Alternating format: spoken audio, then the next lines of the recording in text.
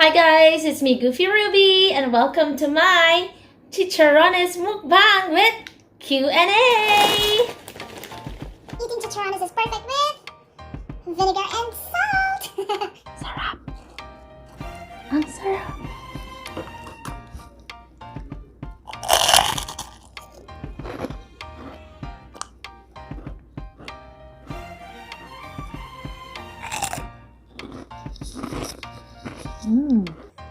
Okay guys, I'm gonna start answering questions now. What's Goofy Ruby?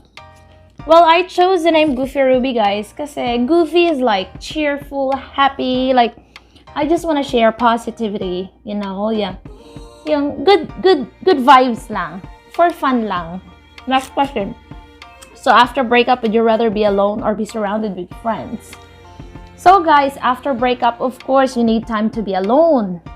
Sabi, iyak mode pa yan, crying mode. But guys, of course, I would choose to be my friends. Kasi, they'll cheer me up.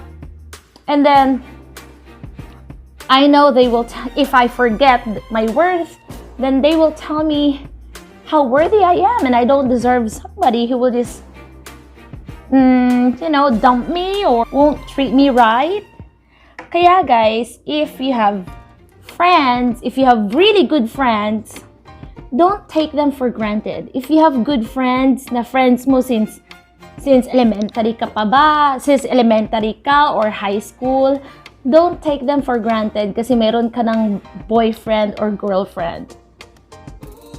Yun lang, based on experience. Kasi, if you have friends, andyan na yan sila eh. You treasure them, you value them. So, kung meron kang if you found a boyfriend or a girlfriend, it means ipakilala mo sa kanila at saka kung pwede maging okay din kayo, maging friends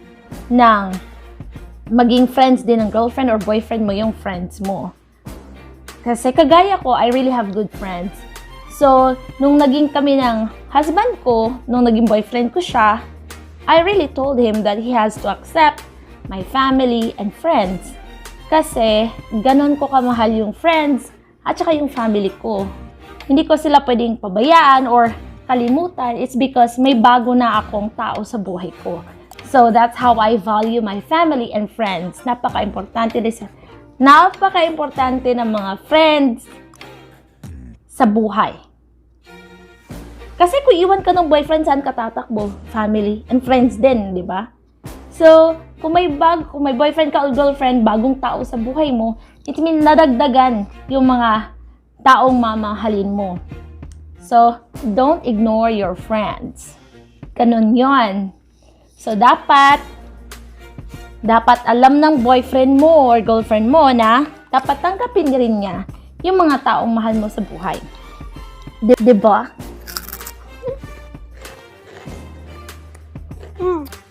What's the scariest movie you've watched? I don't know, guys. The first time that I really got so scared was Texas Chainsaw Massacre.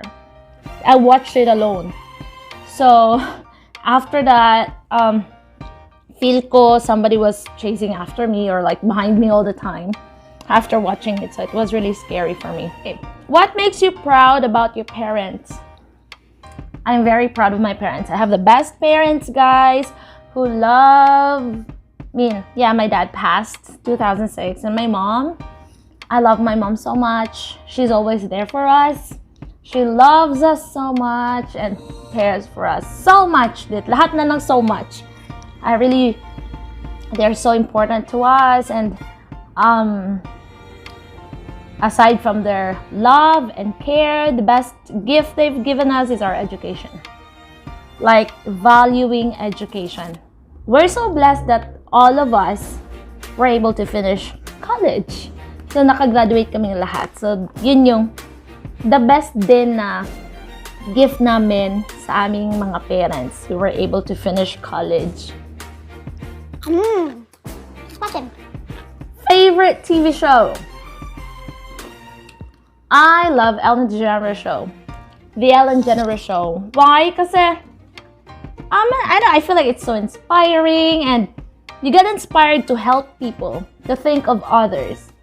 to be kind, to be loving, and to see everybody as equal inspires you to be a good person. To be a good person. You know, I really want to watch Ellen DeGeneres show like live in the studio. That's my dream. I don't know if it's gonna happen, but I wish someday it will happen. I love Ellen. What are your talents? Well, I can sing a little bit. I can dance a little bit. That's it. Play the guitar a little bit. Ganun lang. What is your idea of special time? Well, special time is talking to someone you love. Talking to people who are so dear to you.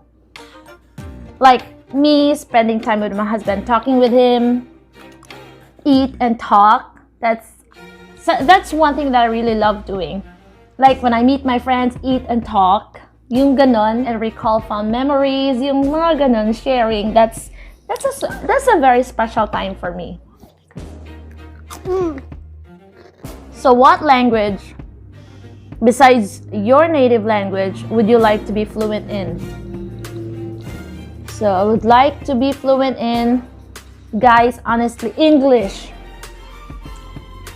Because I'm not fluent in English. I can speak, but I'm not fluent. Like, I even told my friends at school that, like, I really want to talk the way you do, guys. Like, I don't need to think. I don't need to translate. I don't need to worry about if I use the correct tense, you know? Fluent. And also, Spanish. I really want to learn how to speak Spanish. I love singing Spanish songs. So yun, I love to learn Spanish. Have you ever been in a beauty pageant? Of course not. Oh my god. Of course not. What a question. I'm not pretty. I'm not tall. Oh my gosh. Of course not. Baka eating competition pwede pa. Have you ever taken self-defense lessons? I've joined karate do before. For not for a long time. Yeah. So I was part of that group, karate do group, when I was in college. But guys, I was really scared to fight. So what are the main fears of starting this channel? Well, fear, guys. I think number one fears ng mga taong sumasali sa social media, yung nagva-vlog or nagpapakita ng face nila is mababash. Of course, I'm afraid of that. Yeah, that's why I'm also extra careful of what I'm saying. Kasi I don't want to offend. I don't want to hurt other people. Pero I'm very lucky, guys. Most naman, walang nagsasabi ng bad things naman sa mga videos ko. Tsaka, sana naman it won't happen. Who is the first person you call when something exciting happens? Guys, now that I'm married, of course, my husband. My husband is my best friend. Like, everything that's going on, siya yung tinatakbuhan ko. He's the first person that I tell everything, you know? That I call and tell everything.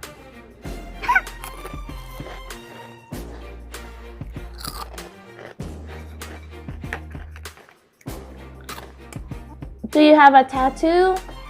No, I don't have. I just don't want. I don't mind my friends having tattoos. I just don't want it on my own skin. Takot ako sa needles, that's why. I'm scared of needles.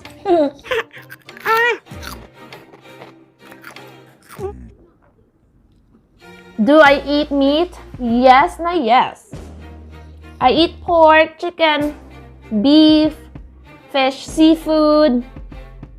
Wag lang exotic. Not exotic food. Where are you from? Davao City, Philippines!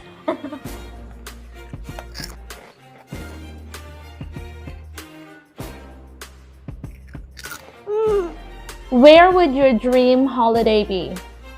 Where would your dream holiday be? Guys, I really want to tour Europe, Switzerland, Italy, Spain. I want to visit those places someday. Who would you tell first if you found a dead body in your garden? I'm gonna call the police right away, I guess. Yeah. 911. Emergency.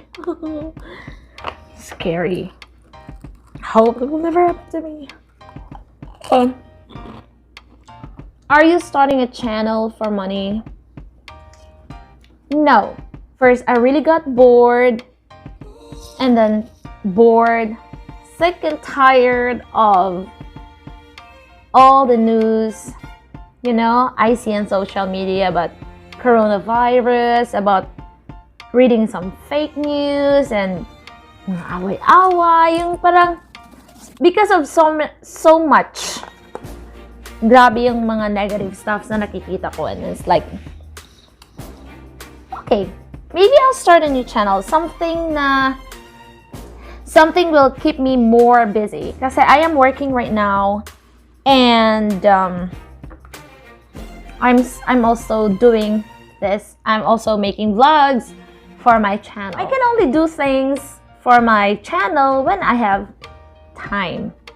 So I don't really take this seriously. I just do it for fun kasi I am working and I'm also busy. What's your favorite holiday? Christmas! That's my favorite holiday, guys. It's just perfect to be with family during Christmas. You know, I really wish that Jeremy and I will spend Christmas in the Philippines this Christmas. I love Christmas in the Philippines. Just perfect. I can always say the word perfect kasi ang saya-saya. Everybody is really happy. We have games. We meet friends. It's the best time to be together. It's just joyful.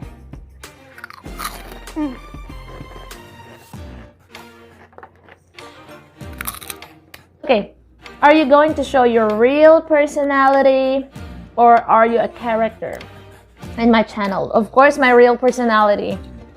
Mahirap mag-pretend. So what you see is what you get. Ganun yun. It's me. It's Goofy Ruby. This is really me.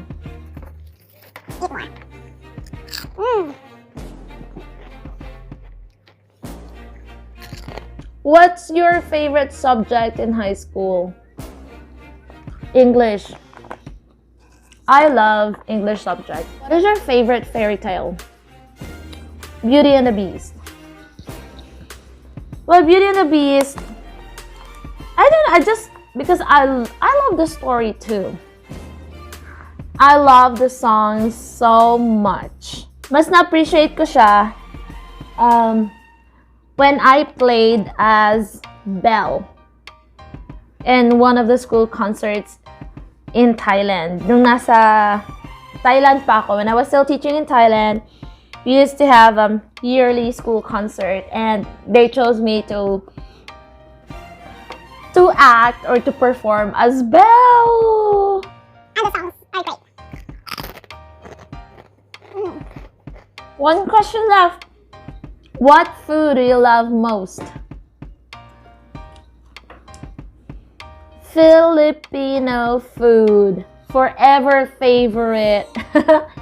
Kahit saang lupalop man ako ng daigdig makarating, hahanap-hanapin ko ang Filipino food. Filipino taste. So, yun talaga ang paborito kong pagkain. It's gonna be forever! So guys, thank you so much for watching. Thank you for sharing your time with me. To my subscribers, thank you so much. And I hope to see you guys next time. Bye-bye. Have a great day.